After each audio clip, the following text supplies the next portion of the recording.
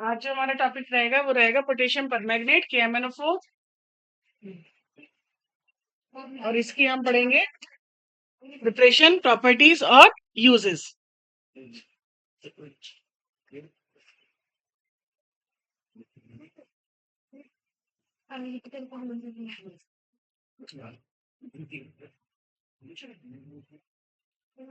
इसको बनाएंगे हम पायरोलुसाइट ओर से, और पायरोलुसाइट ओर जो है वो क्या है, मैग्नीज डाई ऑक्साइड।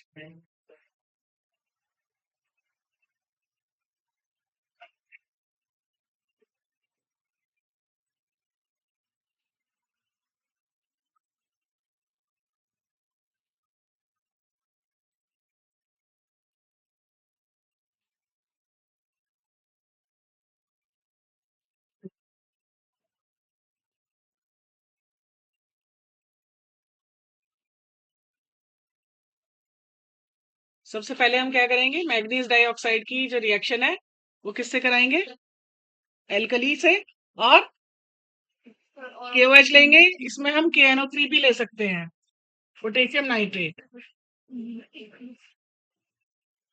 और रहेगी हमारी कौन, ऑक्सीजन।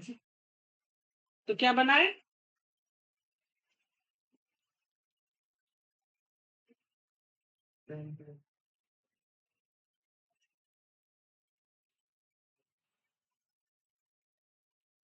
तैयार होता है पोटेशियम मैग्नेट ग्रीन कलर का।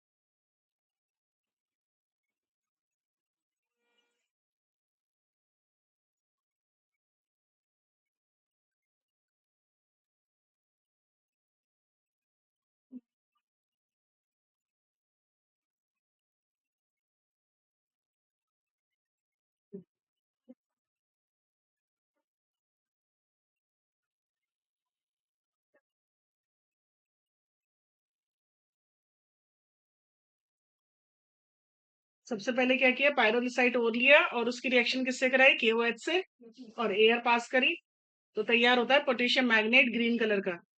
फिर पोटेशियम मैग्नेट को लेकर और एसिडिफाई कर दिया, यानी एसिड से रिएक्शन कराई, तो वो किस में बदल जाता है, पर मैग्नेट में। और पर मैग्नेट किस कलर का होता है बेटा, पर्पल, डार्क एकदम ब्लैक पर्पल क्रिस्टल होते हैं, देखने में काला लगेगा, लेकिन तुम उसे जब पानी में घोलना शुरू करोगे तो पर्पल हो जाएगा, और बिल्कुल जब लाइट बनाओगे तो वो पिंक हो जाएगा। ठीक है, हो गया नोट।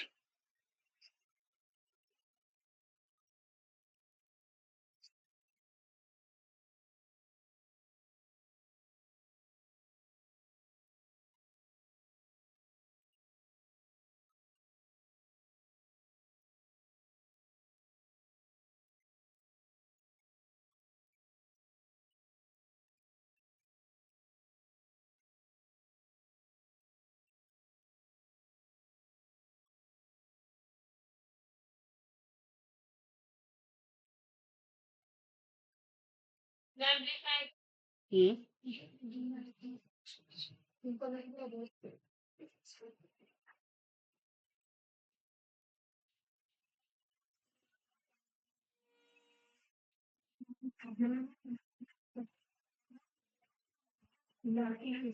लिखा गया, हाँ लिखो चलो।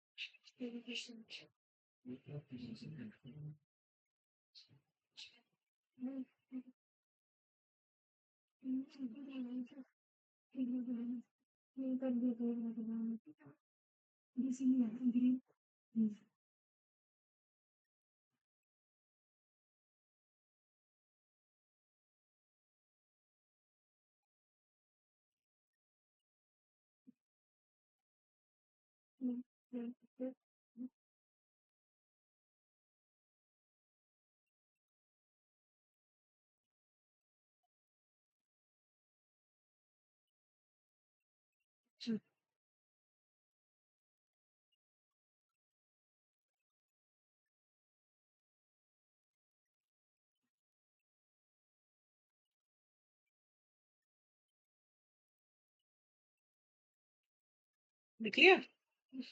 अगर इसे कमर्शियली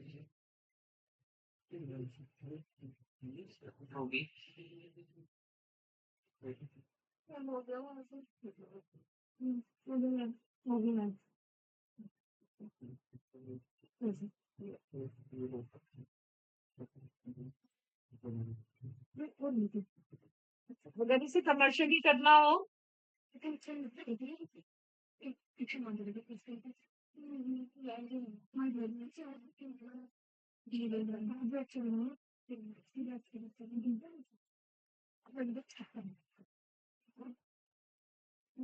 अगर इसे कमर्शियली करना होगा तो कैसे करेंगे?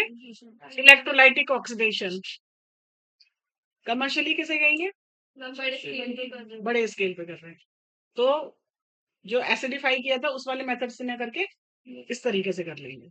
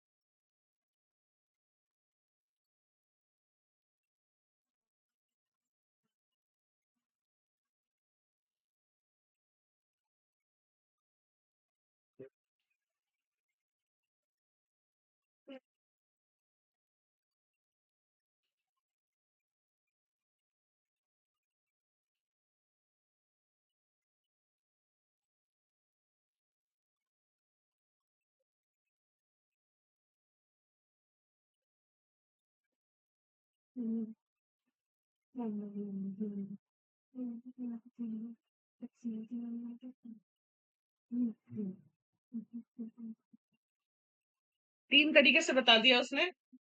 पहला सिंपल, दूसरा कमर्शियली और तीसरा लेबोरेटरी। यानी कि अगर हमें लैब में तैयार करके देखना है पोटेशियम परमैंगनेट या परमैंगनेट बना के देखना है तो हम क्या लेंगे? हम मैग्नीज आयन लेंगे, जैसे मैग्नीज सल्फेट ले सकते हैं। यानी हमें ऐसा कोई लेना है जिसमें मैग्नीज का ऑक्सीडेशन नंबर +2 हो। फिर उसकी रिएक्शन कराएंगे हम पर ऑक्सो डाई सल्फेट से। इसका नाम है पर ऑक्सो डाई सल्फेट। और तब ये जाकर हमें देगा MnO4 नेगेटिव यानी कि पर मैग्नेट। तो यहां से हमने इसको बदल लिया। ये लेबोरेटरी मेथड है। लेबोरेटरी मेथड वो होता है कि जो कि लैब में बड़ा इजीली टेस्ट ट्यूब के अंदर ही हो जाएगा। लेकिन टेस्ट ट्यूब के अंदर जो मेथड होता है वो जरूरी नहीं है कि लार्ज स्केल पे जब हम करेंगे तो लार्ज स्केल पे वो कमर्शियल मेथड किसे कहते हैं? बड़े स्केल पे क्या मतलब है? औद्योगिक हमेशा मतलब होता है कि जो चीज तुम्हें सस्ती पड़े। ठीक है। लेबोरेटरी मेथड हो सकता है कॉस्टली हो, क्योंकि तुमने तो उसे केवल रिएक्शन करके देखा, माइक्रोस्कोप में देखा कि जरा सा बन गया बस। लेकिन कमर्शियली होता है कि जब हम उसे लार्ज स्केल पे बनाएंगे तो वो कितना सस्ता बैठेगा ताकि आगे उसका जो वैल्यू है वो ज्यादा रह सके, है ना। कोई भी चीज सस्ती होगी तो ज्यादा मार्केट में बिकेगी और महंगी होगी तो कम बिकेगी। और एक कंपनी सस्ता मेथड लिया है और दूसरी महंगा, तो कौन सा वाला ऑब्वियस है मेथड लागू होगा? सस्ता वाला, उसकी सेल ज्यादा हो जाएगी, इसलिए सभी कंपनी फिर एक से ही मेथड पे चलती है। ठीक है। तो ये तो हो गई हमारा प्रिपरेशन। अब हम इसकी स्ट्रक्चर देखेंगे। तो दो तरह से बनाए हमने, एक बनाया परमैग्नेट और एक बनाया मैग्नेट। पर मैग्नेट क्या है? ये क्या है बेटा? पर मैग्नेट। और दूसरी तरफ पर मैग्नेट को ये तो पर मैग्नेट नहीं, ये है पोटेशियम मैग्नेट। ये मैग्नेट है ना?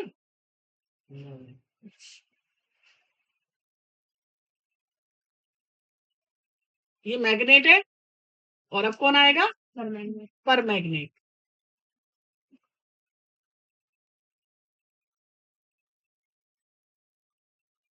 अब अगर इनकी स्ट्रक्चर बनाए तो मैग्नीज रखा बीच में और 4 ओ है, तो 4 को हम कैसे अरेंज करते हैं बेटा? टेट्राहेड्रली। ओ के कितने बॉन्ड बताए हैं हमने? 2 बॉन्ड बताए हैं। अब चार्ज भी कितना है? तो 2 ऊपर 2 माइनस लग गए। उस दिन भी बताए थे मैंने कि एक माइनस को एक बॉन्ड मान लो। तो यहाँ पर मैग्नीज के जो बॉन्ड हो रहे हैं टोटल कितने हो रहे हैं? वो 6 हो रहे हैं।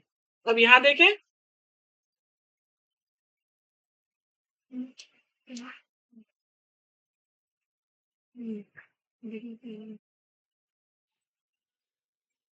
यहाँ पर कितने बॉन्ड हो रहे हैं इसके?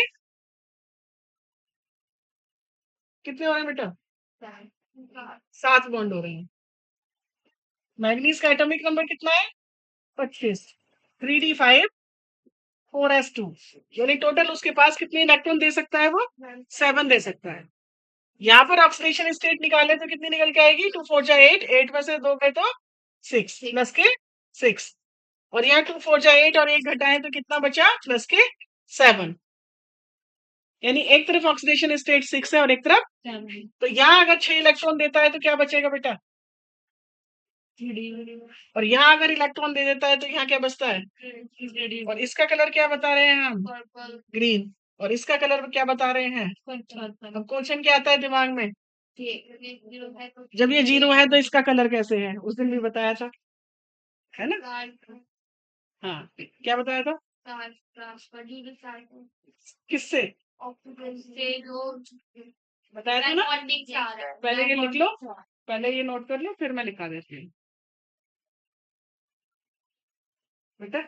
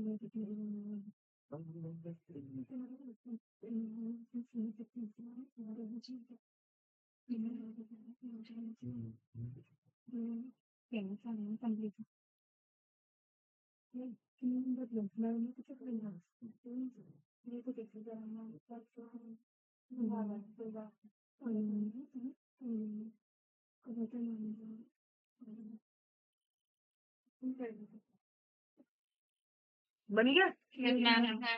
अब इसमें क्या लिखोगे आप? इसमें एक चीज और लिखो, ये पैरामैग्नेटिक है और ये है डायमैग्नेटिक। ये तो समझ गए होगे क्योंकि ये 0 है। और जब 0 है तो इलेक्ट्रॉन सारे पेयर्ड है पीछे वाले, तो ये डायमैग्नेटिक हो गया और उसमें एक अनपेयर्ड है, तो वो बन गया पैरामैग्नेटिक। ठीक है। अब ऐसा क्यों हुआ कि ये D0 के बावजूद भी कलरफुल हो गया? तो उस दिन बताया था डी पाई पी पाई बॉन्डिंग, कि जो मैग्नीज है उसके के सारे डी खाली पड़े हैं और जो O है उसका P भरा हुआ है।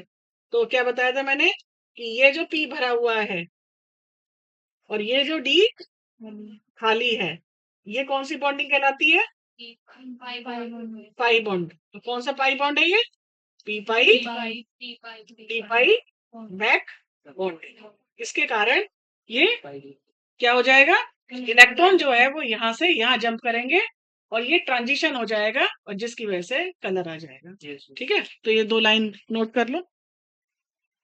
देखो, pi bonding takes place in, ऐसे लिख लो, in permanganate ion, in permanganate ion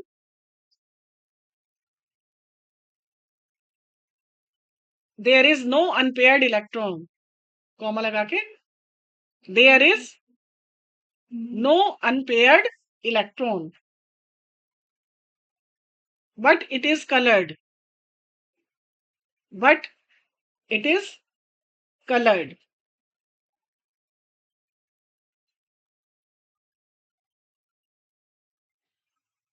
ठीक है, because pi bonding, because pi bonding, because pi bonding takes place, takes place by by overlapping, by overlapping of p orbitals, by overlapping of p orbitals of oxygen, of oxygen with with d orbitals of manganese, with d orbitals of manganese। Hindi वाले कौन है, कोई दिक्कत नहीं है। इसका Hindi translation क्या होगा कि मैग्नेट आयन कलर्ड क्यों है, रंगीन क्यों है, क्योंकि उसके उसमें पाई बॉन्डिंग होती है जिसमें पी ऑर्बिटल के ऑक्सीजन परमाणु के पी कक्षक मैग्नीज के डी कक्षक के साथ अतिव्यापन करते हैं। ठीक है, अब इसके बाद आप लिखेंगे heading properties.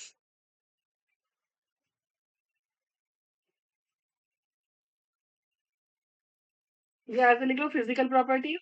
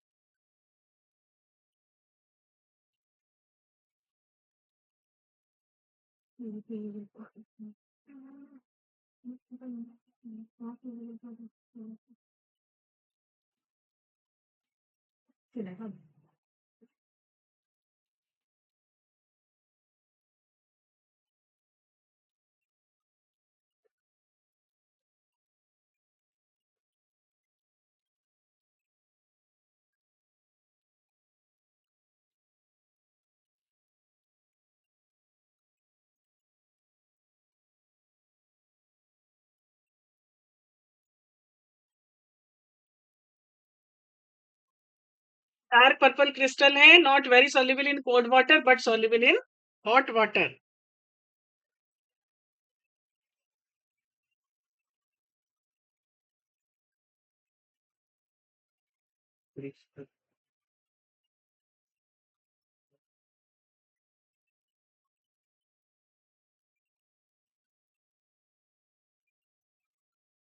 Clear, melting point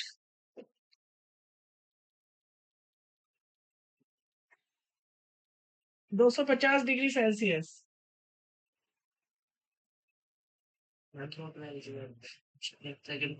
not very soluble in cold water but soluble in hot water, वही सेम पॉइंट है जो पोटेशियम डाइक्रोमेट में था।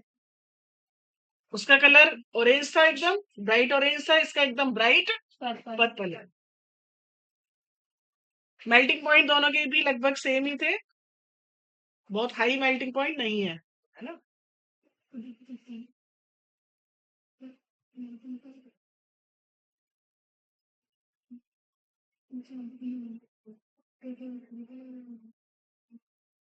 लिख लिया, क्या लिखेंगे, फिजिकल के बाद केमिकल प्रॉपर्टीज।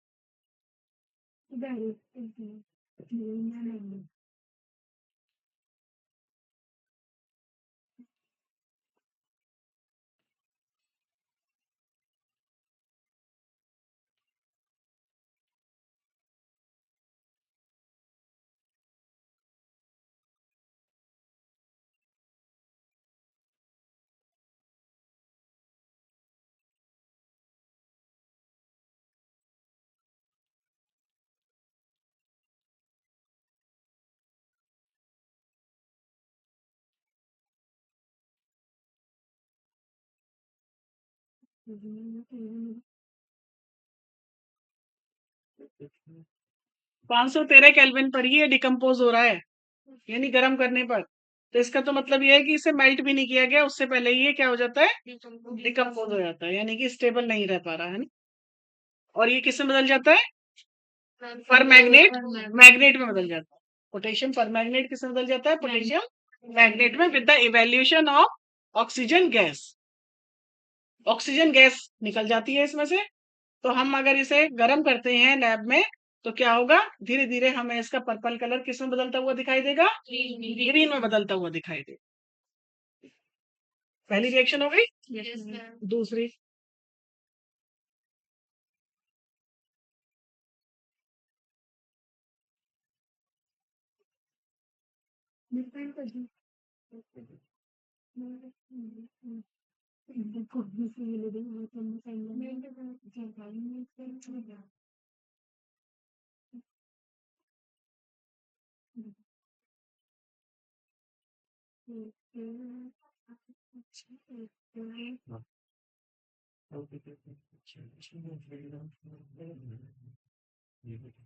ऊपर जैसी ही रिएक्शन है।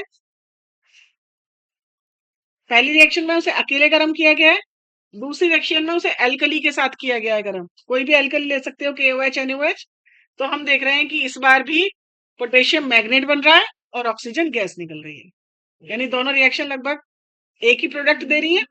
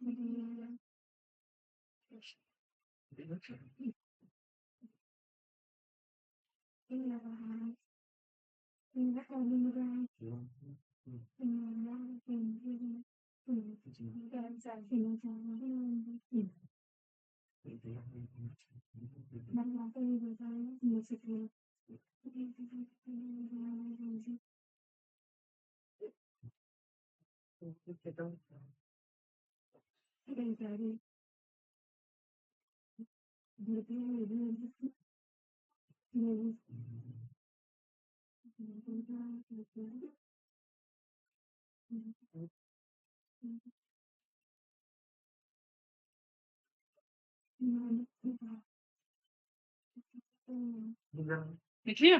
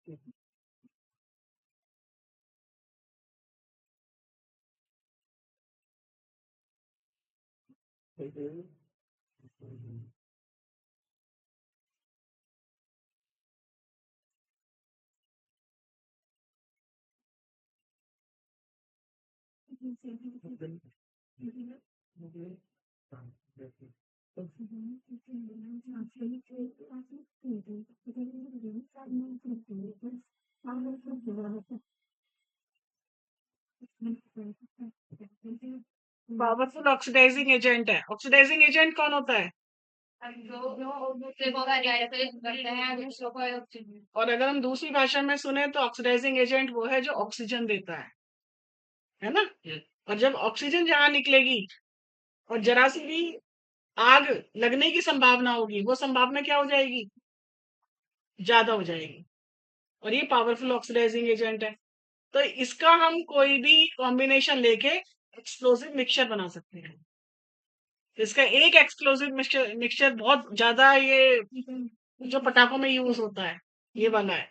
इसमें क्या मिलाते हैं? आगे क्या लिखा हुआ? Charcoal, sulphur, charcoal and KMnO4, तीनों को मिलाकर पाउडर पीस कर, ये समझ लो ये जो पटाखों वगैरह में डलता है वही बन गया। चारकोल क्या है? कार्बन का एक ड्रॉप है। चारकोल होता है प्योर सी, केवल कार्बन। ठीक है, जैसे लकड़ी है, लकड़ी से बनाएंगे चारकोल। लकड़ी क्या है? मैम लकड़ी सेलुलोज है। लकड़ी क्या है? उसमें कार्बन, हाइड्रोजन और ऑक्सीजन, तीन चीज से मिलकर बनी है कौन? लकड़ी। और हमें क्या चाहिए लकड़ी से? सिर्फ ओनली कार्बन।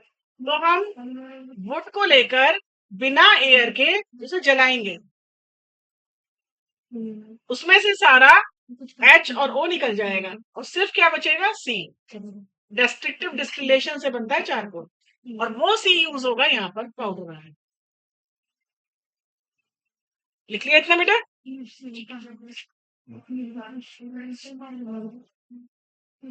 इसी में लिखना है, थर्ड पॉइंट में।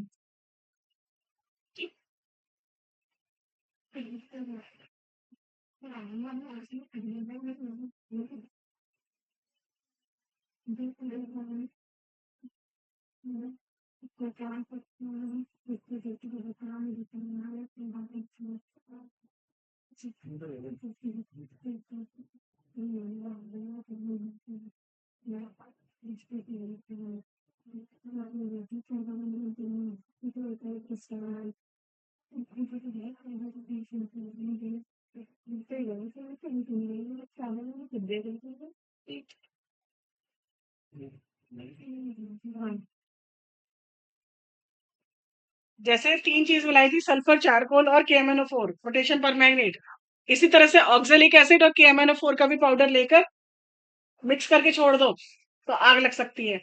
और ग्लिसरीन और KMnO4, ये तो यूट्यूब पे बहुत दिखाते हैं ग्लिसरीन वाला, तो कि ग्लिसरीन में मतलब KMnO4 लो, थोड़ी सी ग्लिसरीन डाल के छोड़ दो तो आग लग जाती है, धीरे धीरे लगती है, लेकिन ये आग पकड़ते हैं क्योंकि ऑक्सीडाइजिंग एजेंट का काम कर रहा है यहाँ पे बहुत बड़ी।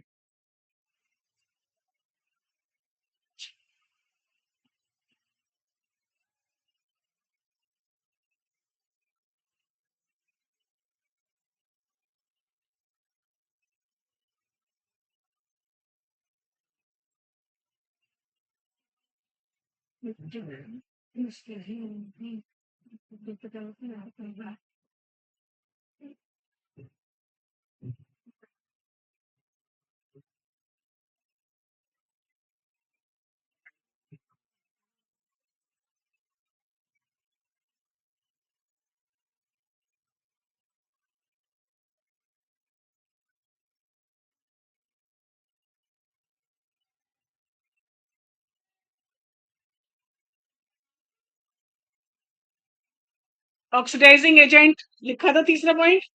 तो ऑक्सीडाइजिंग एजेंट का काम करेगा ये एसिडिक मीडियम में भी और बेसिक में भी और न्यूट्रल में भी, जबकि पोटेशियम डाइक्रोमेट सिर्फ एसिडिक मीडियम में काम कर रहा था, और ये तीनों मीडियम में काम करेगा।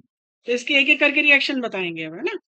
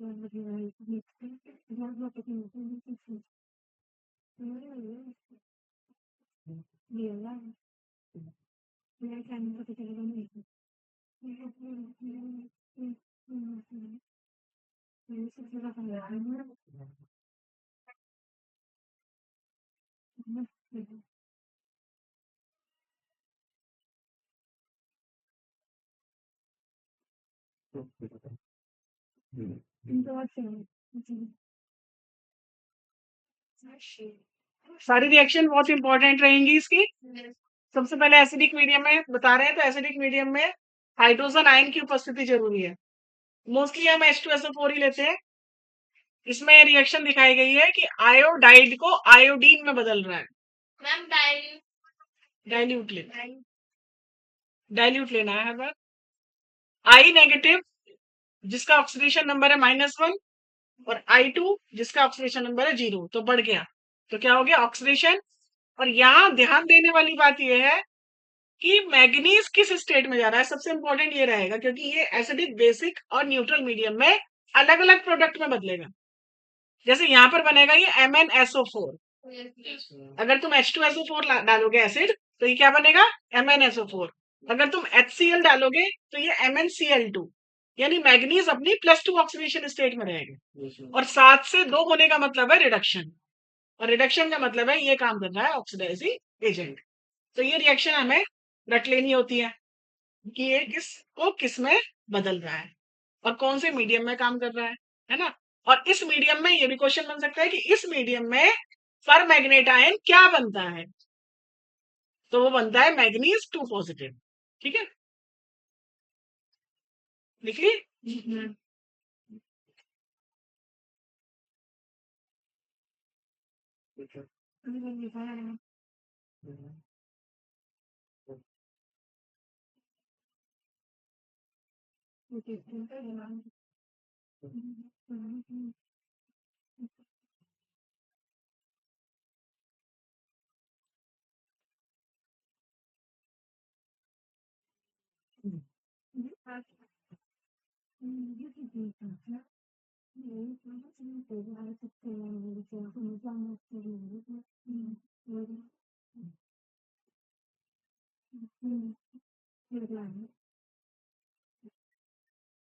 यहाँ बदल रहा है फेरस फेरिक में, फेरस फेरिक में। और ये सबसे इंपॉर्टेंट प्रैक्टिकल होता है जो हम 12th में करते हैं। 12th में हम क्या करते हैं? मोर लवण लेते हैं। ध्यान आया कुछ? मोर लवण, मोर सॉल्ट। मोर सॉल्ट क्या होता है? Double salt. Ferrous ammonium sulphate, ferrous sulphate ammonium sulphate और 6H2O। तो यहाँ फेरस को वो किसमें बदलता है? फेरिक में। तो ये CN6 डालते हैं, मतलब HCN डालते हैं, वो ब्लड टेस्ट। वो तो अलग है, वो तो सॉल्ट एनालिसिस है। ये वॉल्यूमेट्रिक एनालिसिस मैं भी यही बोला था उसमें लैब में लैब में यही कर रहे थे जब हम गए थे बच्चे, है ना। टाइट्रेशन कहते हैं जिसे। कराए नहीं? हाँ, जैसे पहले वो देखते हैं उसका नंबर, फिर आते ड्रॉप के रात के उसमें हाँ, नाइट को निकालता ये है। जानते हैं हम नहीं पहचाना नहीं था मैंने, लेकिन बाद में जब बताया इस बच्चे ने, ये जहाँ से पढ़ के आए, एक बार हम इनके उसमें गए थे, क्या था वो, जांच आई हुई थी कोई, तो ये प्रैक्टिकल कर रहे थे उससे। तो यही प्रैक्टिकल कर रहे थे, यही वाला चल रहा है। ठीक है, तो फेरस को किसने बदला? फेरिक में। उतार लिया?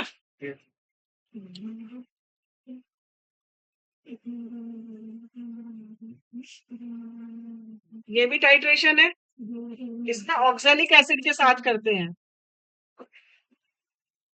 इसमें KMnO4 का टाइट्रेशन किसके साथ करते हैं? ऑक्सैलिक एसिड के साथ। ये भी टाइट्रेशन कहलाता है। इसमें भी हम एसिडिक मीडियम रखेंगे।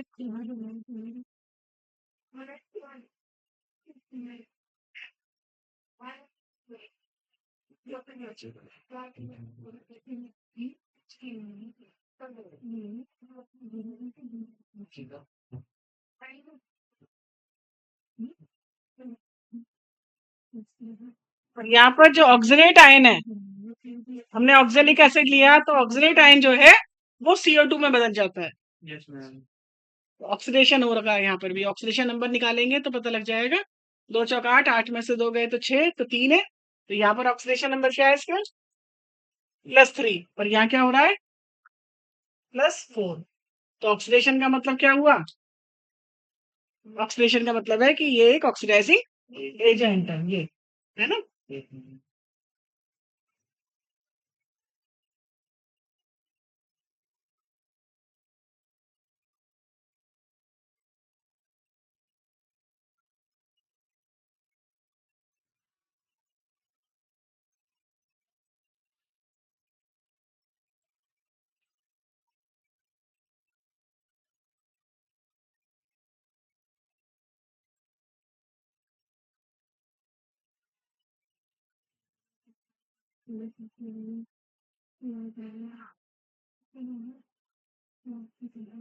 अगली रिएक्शन में हमने लिया हाइड्रोजन पेरोक्साइड। ठीक है, हाइड्रोजन पेरोक्साइड है ये। एक बहुत अच्छी रिएक्शन है जिसमें तुम्हें कैटलिस्ट का रोल भी पता लग जाता है। ये एक लैब में प्रैक्टिकल भी है। कैसे करते हैं? हाइड्रोजन पेरोक्साइड क्या फॉर्मूला होता है? H2O2 हाईली अनस्टेबल कंपाउंड है, तुरंत H2O और O2 में टूटता है, रखे रखे भी खत्म हो रहा है। ठीक है, लेकिन अगर हमें एक कैटलिस्ट का टाइप पढ़ना हो, पॉजिटिव कैटलिस्ट, यानी वो कैटलिस्ट जो किसी रिएक्शन की स्पीड को बढ़ा देता है, उस दिन भी समझा रही थी कैटलिस्ट को, तो हम इसमें KMnO4 डाल देंगे, थोड़ा सा एसिड डाल देंगे। ठीक है, तो हम क्या करेंगे? एक कांच की शीशी लेंगे, कांच की शीशी, बीकर नहीं लेंगे क्योंकि बीकर में एकदम से गैस बाहर आ जाएगी। कांच की शीशी लेंगे जिसका थोड़ा सा इतना लंबा माउथ सा हो, तो हम उसमें क्या डालेंगे? हाइड्रोजन पेरोक्साइड डालेंगे, थोड़ा सा एसिड डालेंगे और KMnO4 डाल देंगे। और डालने के बाद ही हम देखेंगे, कुछ नहीं देखेंगे क्योंकि हमें कुछ दिख ही नहीं रहा। पर्पल कलर का ये डाला तो ये पर्पल ही है। तो अगर हमें कुछ समझ में नहीं आ रहा तो हम क्या करेंगे कि 2 अगरबत्ती लेंगे और उन 2 अगरबत्ती को जला लेंगे और जला के बुझा देंगे, सुलगेंगी बस वो। और जैसे ही हम उन 2 अगरबत्ती को, 1 अगरबत्ती को, 3 अगरबत्ती को किस में डालेंगे? उस बॉटल में डालेंगे, तो अगरबत्ती एकदम से दोबारा जल जाएंगी। क्यों? क्योंकि वहां ऑक्सीजन आ रही है तेजी से। फिर बाहर निकालेंगे, वो बुझ जाएंगी। फिर अंदर डालेंगे, जल जाएंगी। तो हम यहाँ पे एक्सपेरिमेंट में ये दिखा देते हैं कि देखो बच्चों, हाइड्रोजन पेरोक्साइड टूट रहा है और कितनी स्पीड बढ़ चुकी है उसकी। और यहाँ पर हमें ये भी समझ में आ जाता है कि हाइड्रोजन पेरोक्साइड टूटता ही है। तो ये एक्सपेरिमेंट हमारा इस तरीके से प्रैक्टिकली हम दिखा देते हैं। समझ गए ना? तुम्हें प्रैक्टिकली दिखाया कम गया है ना? कम प्रैक्टिकल कराए गए ना तुम्हें? शक्लें बताती हैं तुम्हारी। ठीक है, मैंने अपना YouTube चैनल बना रखा है और मुझे प्रैक्टिकल करने में बहुत इंटरेस्ट आता है।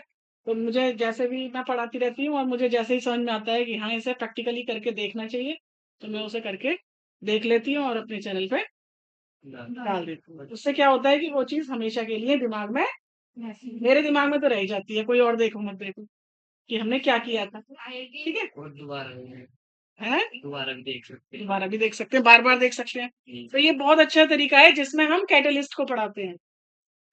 ठीक है, कैटलिस्ट को समझाने का क्या है ये बहुत अच्छा वे है। ये एक्टिवेशन एनर्जी पढ़ाने का बहुत अच्छा तरीका है। एक्टिवेशन एनर्जी 4th चैप्टर में पढ़ाया जाता है ना, वहां भी ये रिएक्शन यूज हो जाती है। चैनल नेम था ना? चैनल में शेयर कर दूंगी, उसको एक का नंबर है, देख लिया कर। ठीक है, हो गया।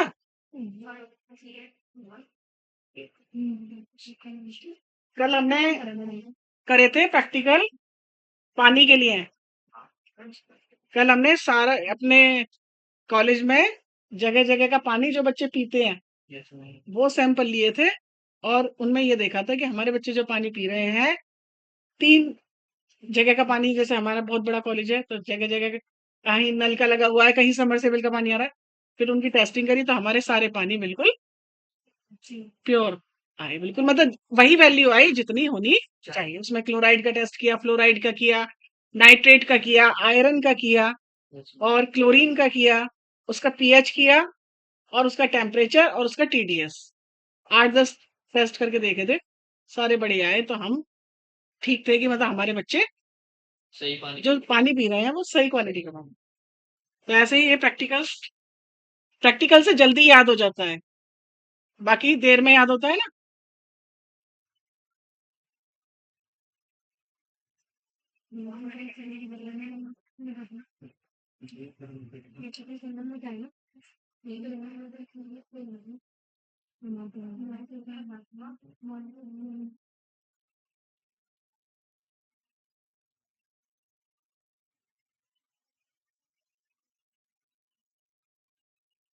इसमें देखो, इसमें क्या हो रहा है बेटा,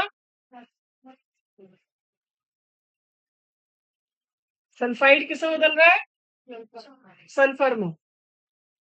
तो -2 से कहाँ पहुंच गया, 0। जैसे हम यहाँ पर H2S गैस ले रहे हैं या FeS ले रहे हैं, तो सल्फाइड जो है सारे के सारे किसमें बदल जाएंगे, सल्फर में बदल जाएंगे।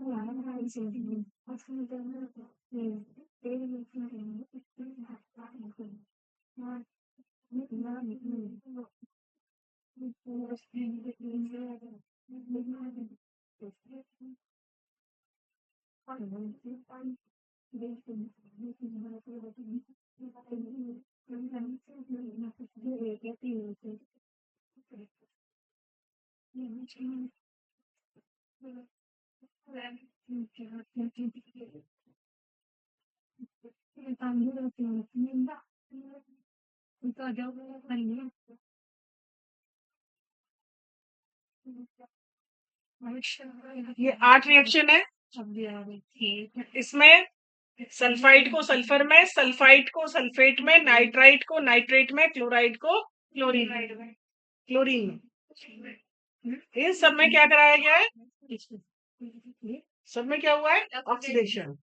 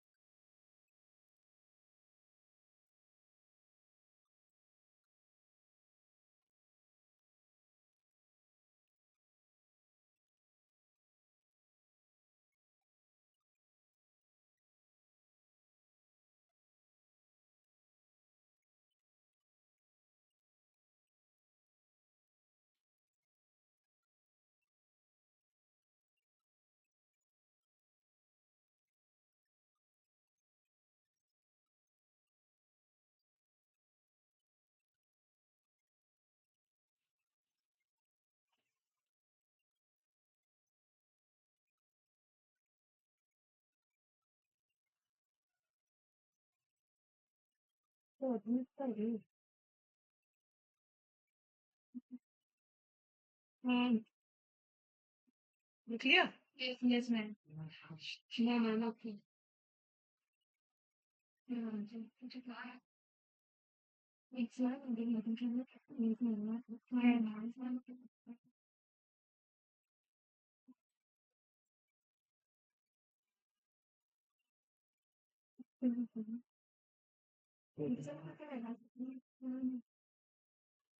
ये जो लास्ट रिएक्शन लिखी है तुमने, ठीक है, ये लास्ट रिएक्शन में क्या है कि हमने क्लोराइड लिया और वो क्लोरीन गैस में बदला। अभी थोड़ी देर पहले मैं तुम्हें टाइट्रेशन की बात कर रही थी।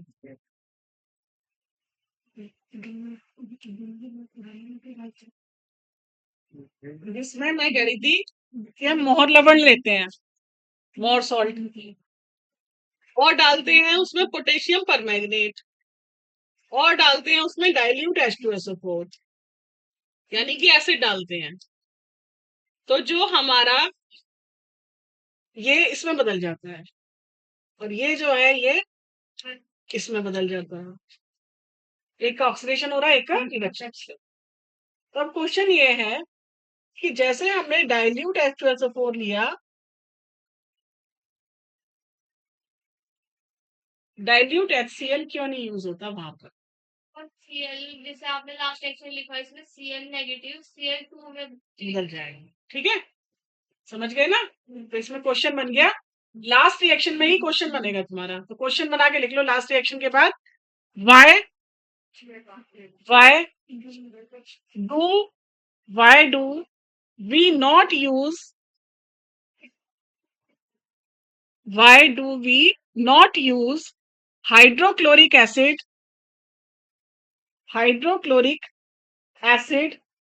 in titrations? खुद ही इन्वॉल्व हो गया रिएक्शन में, है ना? Not used in titrations. Why do we not use hydrochloric acid in titrations? Answer लिखो, because hydrochloric acid is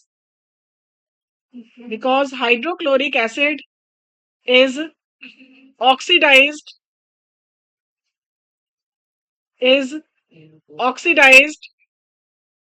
to chlorine, is oxidized to chlorine.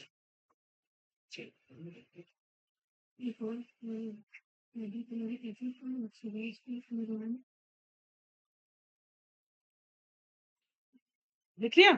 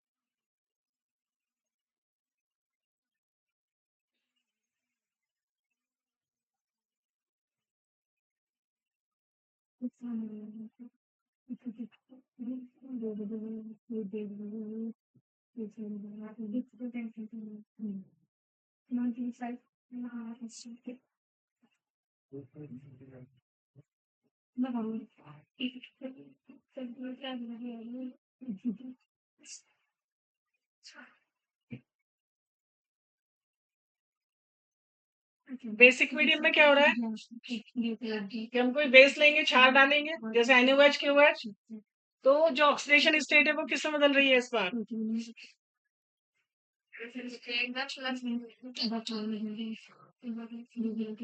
पहले किस में गई थी? +2 में, यानी पिछली बार 5 इलेक्ट्रॉन दिए थे और इस बार कितने इलेक्ट्रॉन दिए उसने? 3 इलेक्ट्रॉन दिए। ये अंतर है, हुआ दोनों में ही रिडक्शन है, लेकिन अंतर है प्रोडक्ट जो बनाया उधर मैग्नीज आयन बना था और इधर मैग्नीज डाई ऑक्साइड बनाया। आयोडाइड को इसने आयोडेट में बदला है। ये कौन है बेटा? आयोडेट।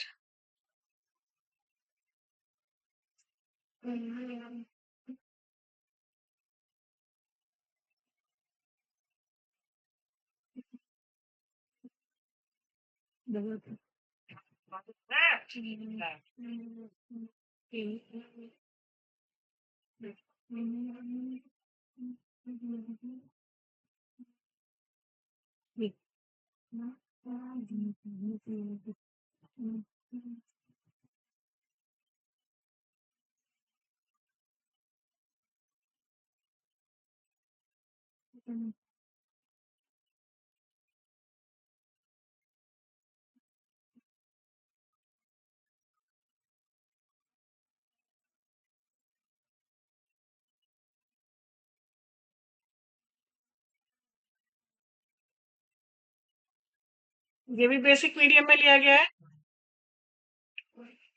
ये ऑर्गेनिक की बहुत इंपॉर्टेंट रिएक्शन है, ठीक है, जिसमें इथीन की रिएक्शन कराई गई है बेयर्स रिएजेंट के साथ। बेयर्स रिएजेंट क्या है? Alkaline solution of KMnO4। KMnO4 क्या है? Oxidising agent. ऑक्सीजन देगा, वाटर आएगा और हमें ग्लाइकोल मिलेगा, ठीक है। तो जो हमारा KMnO4 का पिंक कलर है वो यहाँ पर गायब हो जाएगा, डिसअपियर हो जाएगा। KMnO4 का कैसा कलर होता है पानी में जाने पर? पर्पल से लाइट क्या होता है? पिंक। तो वो पिंक कलर क्या हो जाएगा? गायब हो जाएगा।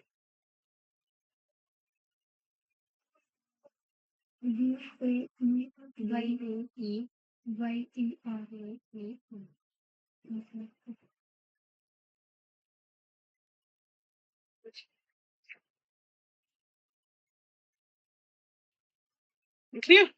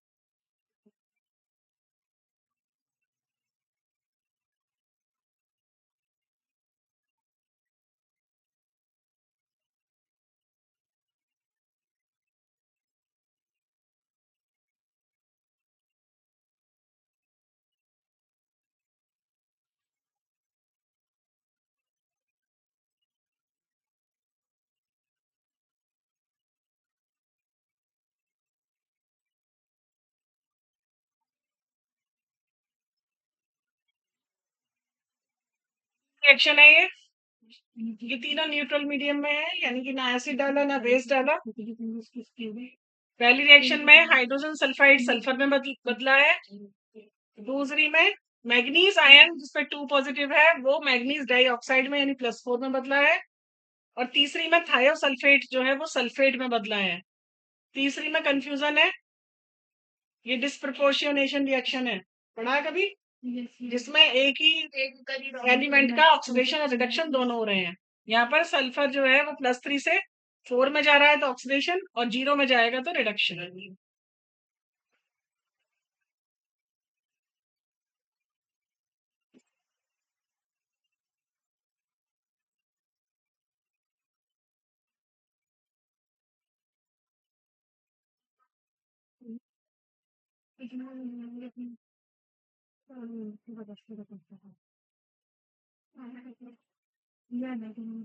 हो गया?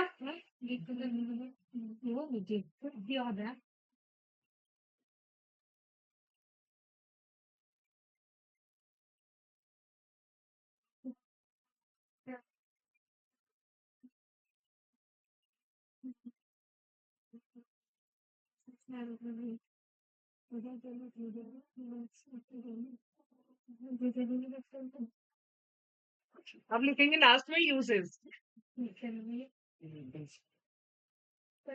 यूजेस माने उपयोग।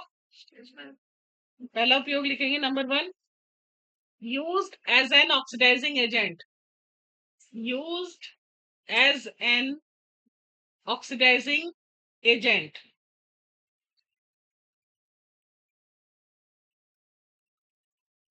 ऑर्गेनिक में, इनऑर्गेनिक में, सब में यूज है इसका, ठीक है। सेकंड यूज लिखेंगे used as a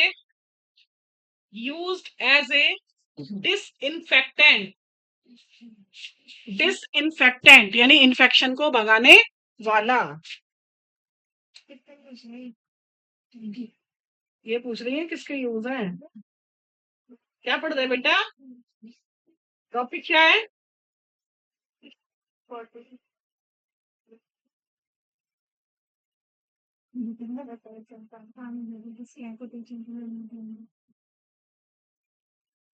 इन्फेक्शन को भगाने वाला बेटा, पोटेशियम परमैंगनेट चल रहा है। एंड जर्मिसाइड, और किसको मारता है?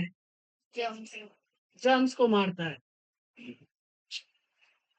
Used as a disinfectant and germicide. लिख लिया? लिखो इसी में फुल स्टॉप लगा के। A very dilute solution, a very dilute solution is used, a very dilute solution is used for washing, is used for washing wounds, WOUNDS, wounds माने घाव, wounds and gargling, GRAGLING,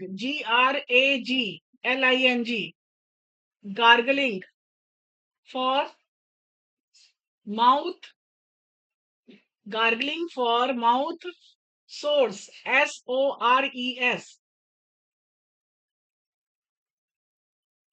क्या मतलब हुआ इस sentence का? घाव को धोने के काम आता है और कुल्ले करने के काम में आता है। मुंह में अगर सोर माने घाव, छाले पड़े हुए हैं तो, और लेकिन ऐसा नहीं कि बहुत गाढ़ा सा सॉल्यूशन बना के फिर तो ये पूरा अंदर से खत्म ही कर देगा तुम्हारा सब कुछ, तो इसीलिए जनरली यूज नहीं करते थे, है ना। किस पे यूज करते हैं फिर पता है? गांव में देखा है, जब किसी गाय भैंस के या जानवर के बहुत ज्यादा कहीं से घाव हो जाते हैं तो उस पे KMnO4 का, पोटेशियम परमैंगनेट का ही सॉल्यूशन बना के उस घाव पे डाल दिया जाता है, क्योंकि वहां पे मक्खी मच्छर बहुत ज्यादा बैठ रहे होते हैं, तो उसको इन्फेक्शन से बचाने के लिए गांव में लाल दवा भी बोल देते हैं, है ना। तो गांव में बहुत ज्यादा यूज होता है। मनुष्य तो बेचारा नाजुक प्राणी है, तो मनुष्य पे कम यूज होता है। ये मनुष्य के लिए तो डिटॉल बना दी है ना। इंसान क्या यूज करता है मेनली? सेवलॉन, डिटॉल, है ना, क्योंकि KMnO4 का हमें कंसंट्रेशन समझ में नहीं आएगा। पता लगा हमने कम डाला तो इन्फेक्शन खत्म नहीं हुआ, और ज्यादा डाल लिया तो वही खत्म हो गया। और जानवर तो हमसे थोड़े हार्ड होते हैं, इसलिए जानवर पर तो मेनली ये यूज होती ही होती है। नेक्स्ट यूज लिखेंगे also used, also used, also used for purifying, also used for purifying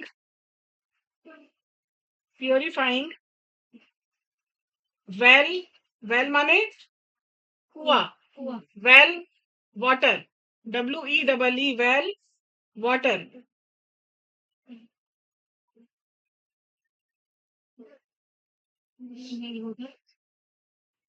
कुएं के पानी में ये दवा डाल दी जाती है। कुएं का पानी है कहाँ? कुएं ही नहीं बच रहे, जो बचे थे वो ढक गए, क्योंकि अब तो हमारे पास नई नई टेक्निक आ गई। पहले जमाने में तो कुएं होते थे ना, तो उस जमाने में जब इन्फेक्शन फैलता था, रोग फैलते थे, तो ये लाल दवाई जो थी वो कुओं में डाल दी जाती थी, और यही पानी फिर पीने के काम आते, समझ रहे? तो क्योंकि ये मेन क्या है इसका काम? ये इन्फेक्शन खत्म कर रहा है। मेन काम क्या हो रहा है? इन्फेक्शन खत्म कर। तो ये हमारा चैप्टर नहीं, KMnO4 खत्म हो गया। Yes. अब मैं कुछ क्वेश्चन KMnO4 के बोलूंगी, वो लिखोगे।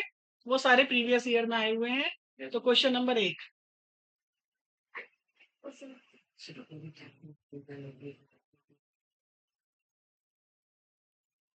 इन द न्यूट्रल। क्वेश्चन है मैम। हाँ, क्वेश्चन नंबर 1 डाल देना।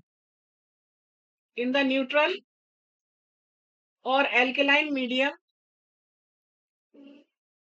इन द न्यूट्रल और एल्केलाइन मीडियम, कॉमा KMnO4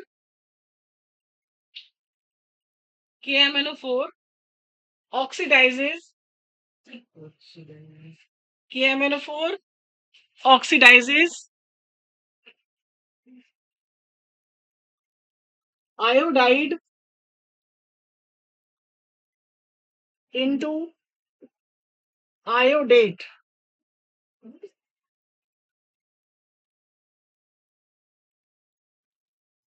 लिख लिया? The change in oxidation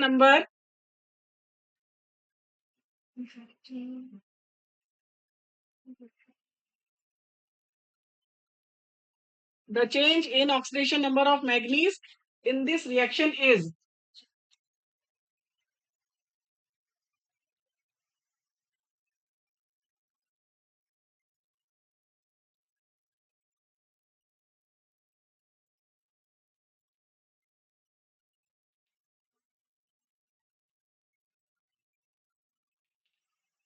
ये 2022 में आया है अभी,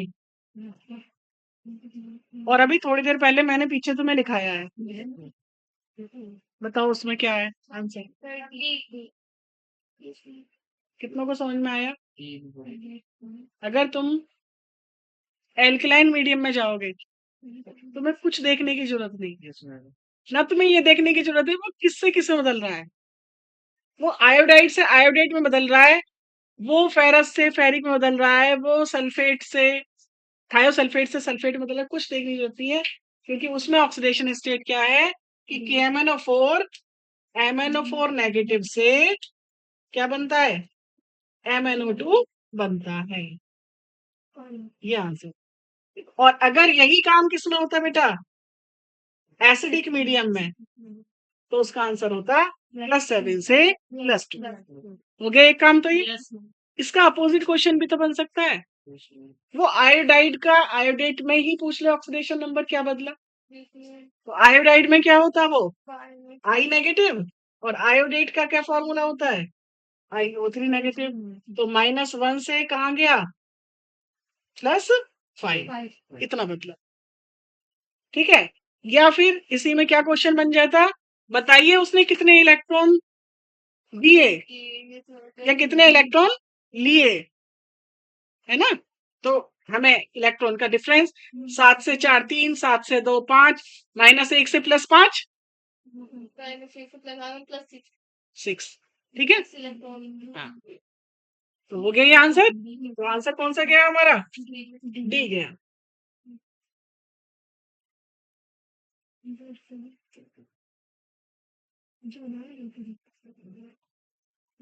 नेक्स्ट लिखेंगे, name the gas. Question number 2, name the gas,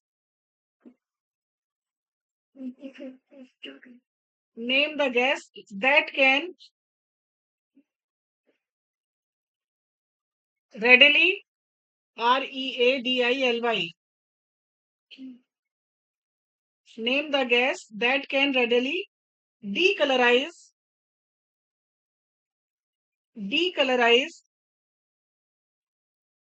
acidified, readily decolorize acidified KMnO4 solution। कौन सी गैस है जो KMnO4 सॉल्यूशन को डीकलराइज यानी कि रंगहीन कर देती है? लिख लिया? 2017 का क्वेश्चन है। ऑप्शन लिखेंगे SO2, NO2, P2O5, CO2।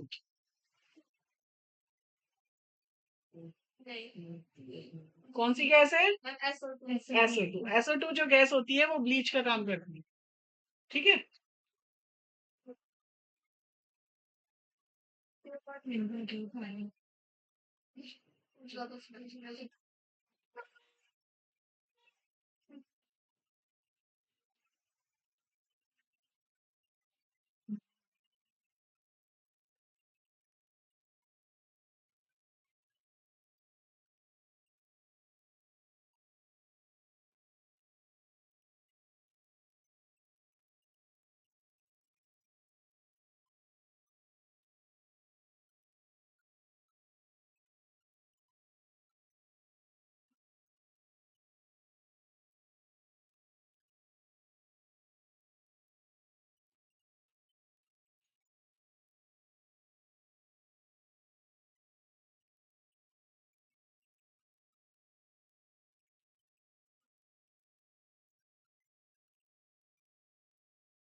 ये क्वेश्चन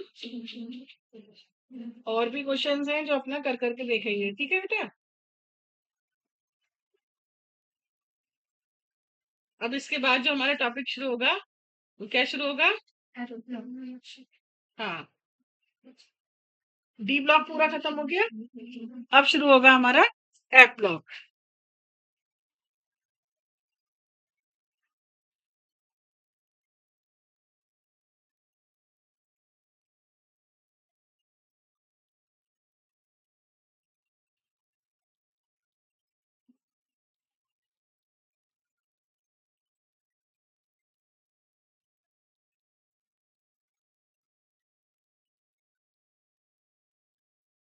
नोट करेंगे।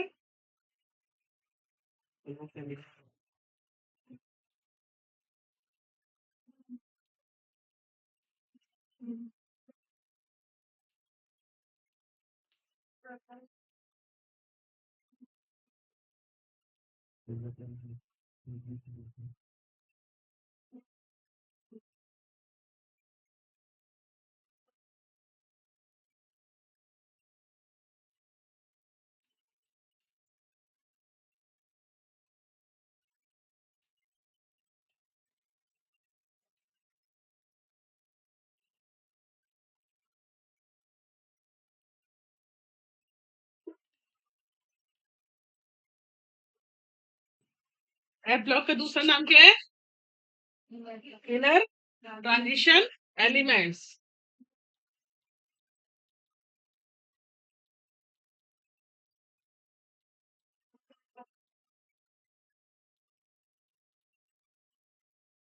अंत है संक्रमण तत्व।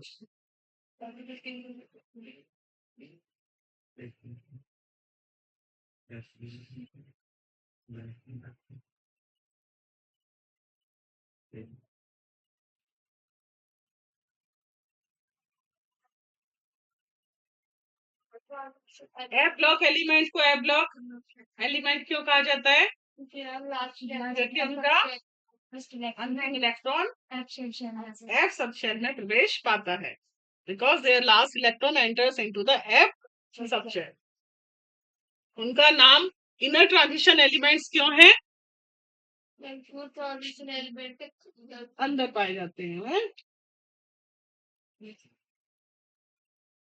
जब हम थर्ड ट्रांजिशन सीरीज में चलते हैं तो लेंथेनम आता है और लेंथेनम के बाद हाफनियम आता है।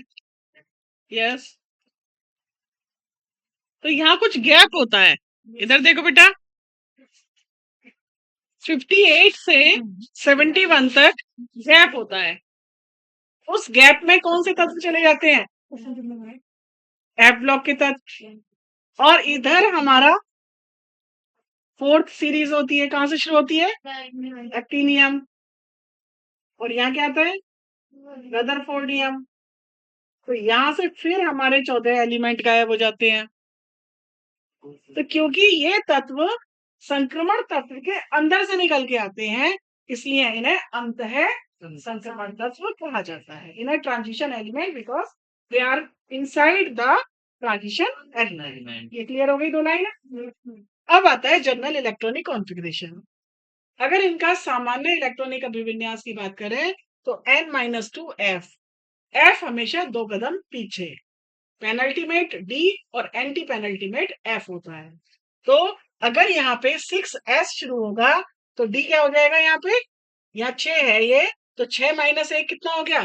5। तो d होगा हमारा 5 और 6 माइनस 2 तो क्या होगा? 4। तो यहाँ पर हमारी 2 सीरीज चलेंगी, एक चलेगी 4f और दूसरी चलेगी 5f। जैसे d में 4 चलती है, 3d, 4d, 5d, 6d। f में हमारी 2 सीरीज चलेंगी, 4f और 5f। इसी में फिलिंग होगी इलेक्ट्रॉन की। ठीक है, इतना समझ में आ गया? ये जर्नल हो गया। अब लैंथेनाइड का नाम लैंथेनाइड, इसमें 2 सीरीज हैं। पहली सीरीज का नाम क्या है? लैंथेनाइड्स, जो कहां से स्टार्ट होगी? 58 से 71 तक। 58, 59, 60 तीन हो गए। 70 तक 10 और एक, कितने हो गए टोटल? 14 एलिमेंट, क्योंकि एफ में इलेक्ट्रॉन की फिलिंग कितनी होती है? 14। फिर हमारा दूसरा सीरीज का नाम क्या है? एक्टिनाइड्स। एक्टिनाइड्स कहाँ से स्टार्ट हो रहे हैं? 90 से, तो 90 एक हो गया, फिर 100 तक 10 हो गए और 3, 10 और 1 बराबर 14। तो इसमें भी 14 एलिमेंट होते हैं। तो ये सीरीज का नाम क्यों पड़ा है? क्योंकि जो लैंथेनाइड्स है उससे पहले वाला तत्व लैंथेनम है और एक्टिनाइड से पहले वाला तत्व एक्टिनियम है, इसलिए इनका नाम लैंथेनाइड और एक्टिनाइड सीरीज पड़ा है। तो इसमें हमें 2 सीरीज पढ़नी है, लैंथेनाइड्स और एक्टिनाइड्स। इतना क्लियर हुआ? अब जो लैंथेनाइड्स है वो सिंपल एलिमेंट है और जो एक्टिनाइड्स है वो रेडियो एक्टिव है। ठीक है, नोट कर लो।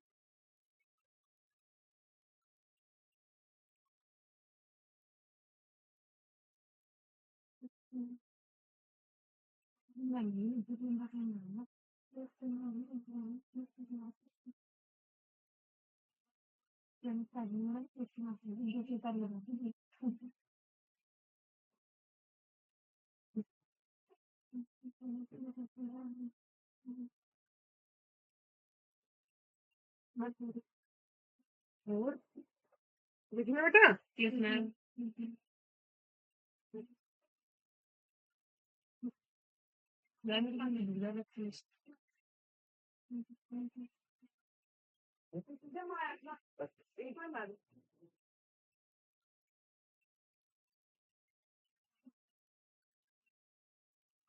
सबसे पहले ये पढ़ेंगे हम लैंथेनाइड्स। कहाँ से शुरू हुआ है?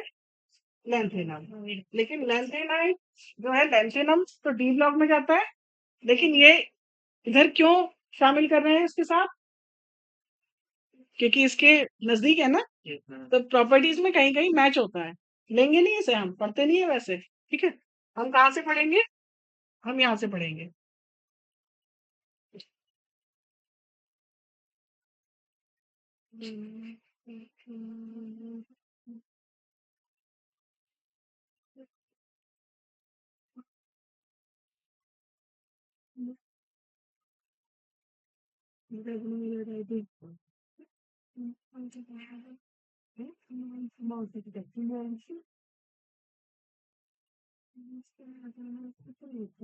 हो गए सारे 14?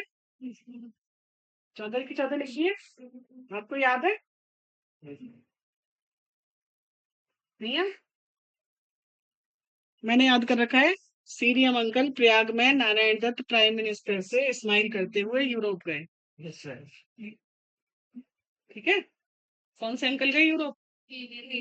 सीरियम अंकल प्रयाग में, प्रयागराजन Yes, sir. प्रयाग में नारायण दत्त प्राइम मिनिस्टर से स्माइल करते हुए यूरोप गए। वहां उन्हें गैंडा मिला। उस गैंडे को टब में डुबोकर डाई करके होली खेलते हुए इराक से तमिलनाडु होते हुए याबू में लुट गए। पूरी एक स्टोरी याद बना ली तो मुझे याद हो गया। अब मैं भूलती नहीं हूँ कभी भी, नहीं तो 14 एलिमेंट याद करने बहुत बड़ा सिर दर्द है। ठीक है, अब इनके एटॉमिक नंबर क्या है?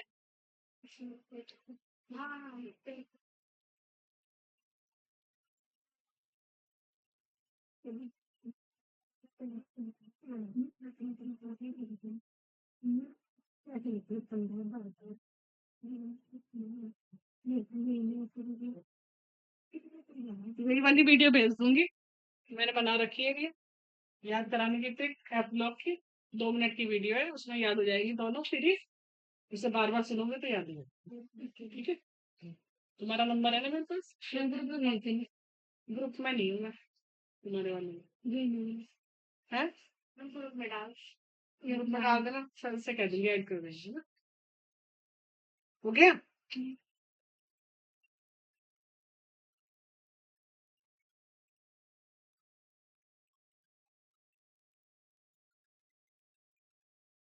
अब अगर हमें एकदम फास्ट इलेक्ट्रॉनिक कॉन्फ़िगरेशन करना हो, क्योंकि इलेक्ट्रॉनिक कॉन्फ़िगरेशन तो हमें करके देखना ही पड़ जाता है ना। बहुत सारे क्वेश्चन ऐसे हैं जो बिना इलेक्ट्रॉनिक कॉन्फ़िगरेशन के सॉल्व नहीं नहीं होते। है। तो कौन सी ऐसी ट्रिक है जिससे तुम बहुत जल्दी इलेक्ट्रॉनिक कॉन्फ़िगरेशन निकालते हो? बताओ, अपनी अपनी ट्रिक बताओ। मैम, आपने जो डी ब्लॉक रिश्ता करवाया था किस तरह से करते हैं कि कौन सी नंबर पे आई वो जो है वो ये बताइए। लेकिन कई बार क्या होता है कि हमें उसके अलावा भी अच्छा जी। और भी ट्रिक की जरूरत पड़ जाती है। तो एक तो है हमारा ऑफ का रूल, Yes, ma'am. उससे तो हमारा लंबा मेथड जाता है। ठीक है, तो ये उतार लो, फिर मैं ट्रिक बता रही हूँ तुम्हें। फिर हम उस ट्रिक से ही इनको शुरू करेंगे करना, क्योंकि यहाँ पर हमारी ट्रिक जो है ना वो थोड़ी सी गड़बड़ा जाती है, क्योंकि हमारा पहला एलिमेंट सीरियम है ना। तो यहाँ पर हमें क्या आना चाहिए? 1। 4f क्या आना चाहिए? 1। और इलेक्ट्रॉनिक कॉन्फ़िगरेशन क्या बताया? 6 5 4 4 5 6, यानी वैसे तो भरा जाएगा 6s, फिर क्या भरा जाना चाहिए? और फिर क्या भराना चाहिए? लेकिन यहाँ पे 5d ना भर के हम पहले किसको भरते हैं? 4f को भरते हैं, है ना। तो यही देखना है सारा उसमें। तो मैं वो ट्रिक सिखा रही हूँ, ये तो लिख लिया ना तुमने।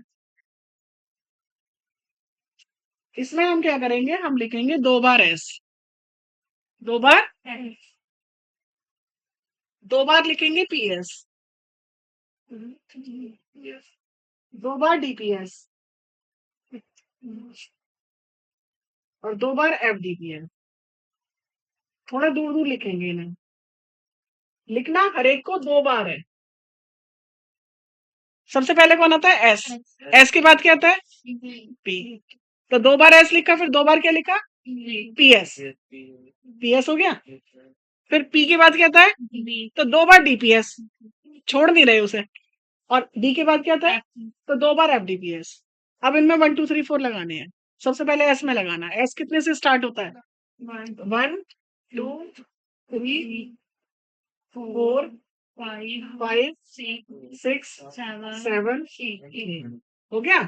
अब पी कितने से स्टार्ट होता है? तो 2 3 4 5 6 7। अब डी कितने से स्टार्ट होता है? 3 4 5 6। अब एफ 6 में डी की तरह बन जाता है। अब एफ 4 5। यही है इलेक्ट्रॉनिक कॉन्फ़िगरेशन और वह रूल्स है। बन गया बस। अब हमें कहाँ से स्टार्ट करना है? हमें करना है 57 से स्टार्ट, लेंथेनम से 57। Yes, ma'am. तो हम भरते चले जाएंगे।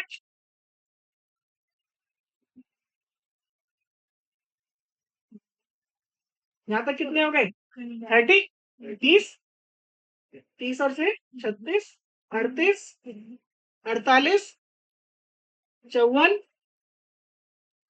54 और 2, नहीं 56। मैंने तो वो से लिखा था ना उसमें। कितना हो गया? 56, यहाँ तक भर गया। 6s आ गया। अब 56 के बाद क्या आना चाहिए? 4f आना चाहिए, लेकिन इलेक्ट्रॉन किस में जाता है? डी में जाता है। ठीक है, ये किसका है इलेक्ट्रॉनिक कॉन्फ़िगरेशन सबसे पहले?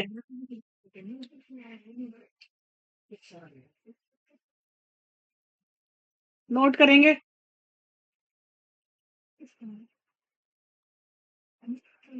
ये मैंने लेंथेनम का लिखा है, यानी कायदे से तो उसका इलेक्ट्रॉन किस में चला जाना चाहिए था?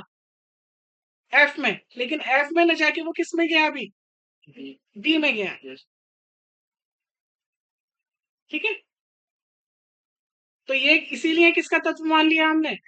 डी ब्लॉक का। अब लेंथेनम के बाद कौन आया? ये उतार लो, फिर मैं ऐसे बनाऊंगी। ठीक है,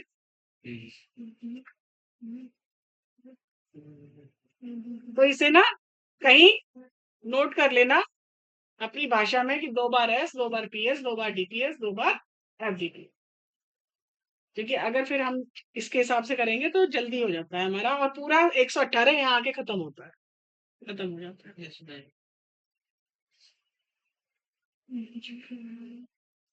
हो गया?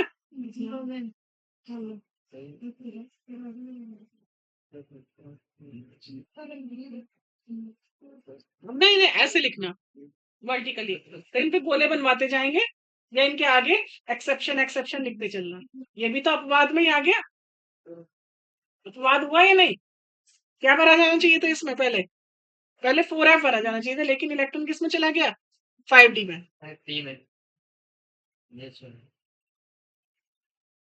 चले,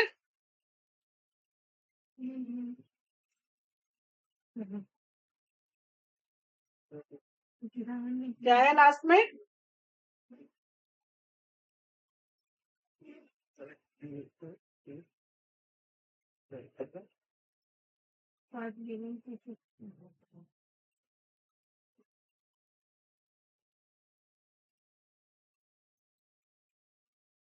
को भी क्या मानोगे? सीरियम में क्या हुआ? अगर हम रूल के हिसाब से चल रहे थे तो डी भर लेते पहले सारे 10 के 10, लेकिन नहीं, अब डी को छोड़ के उसने किसमें भरने शुरू कर दिए? एफ में। और अगर हम डी में छोड़ें तो एफ में कितने होने चाहिए थे? 2 इलेक्ट्रॉन होने चाहिए थे। 4f2 फिर होता 6s2, यही तो होता, क्योंकि पहले सबसे पहले क्या भरा गया है? अभी जो हमने ओबाउ का नियम लिखा उसमें क्या भरा गया पहले? 6s। जब 6s पूरा भर गया, 56 तक पूरा भर गया, तो 57 58 कितने इलेक्ट्रॉन आए? 2। दोनों के दोनों किस में जाते? 4f में जाते। कब तक जाएंगे 4f में? जब तक कि 14 नहीं हो जाए। लेकिन इसमें क्या करा? f में एक, डी में एक, तो ये भी क्या बन गया? एक्सेप्शन बन गया।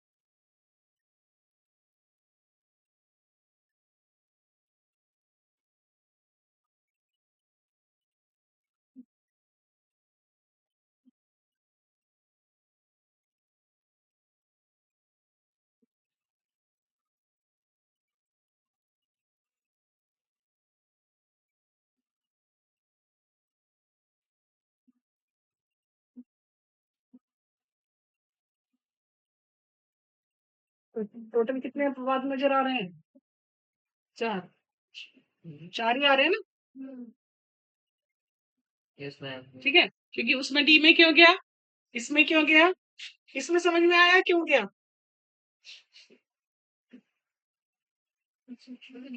फैब्रिक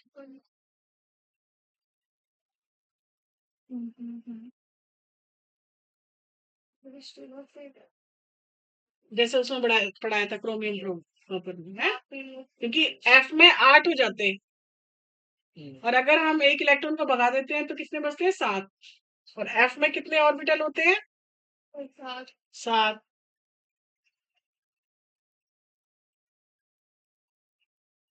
और 7 के साथ अगर अनपेयर्ड है तो स्टेबिलिटी बढ़ गई। तो इस केस को तो हम समझ गए ऐसे क्यों हुआ, स्टेबिलिटी बढ़ाने के लिए है ना।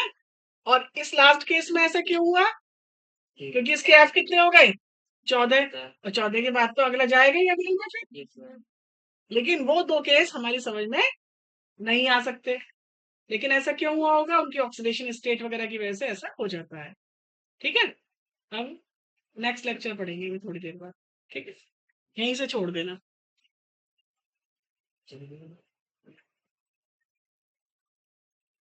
गेट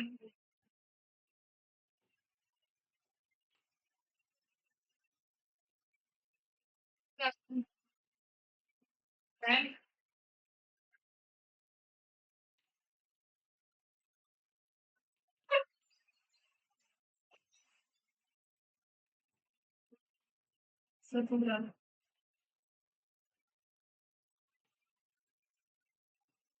कैसा खत्म हो जाएगा, लिख के जाइए।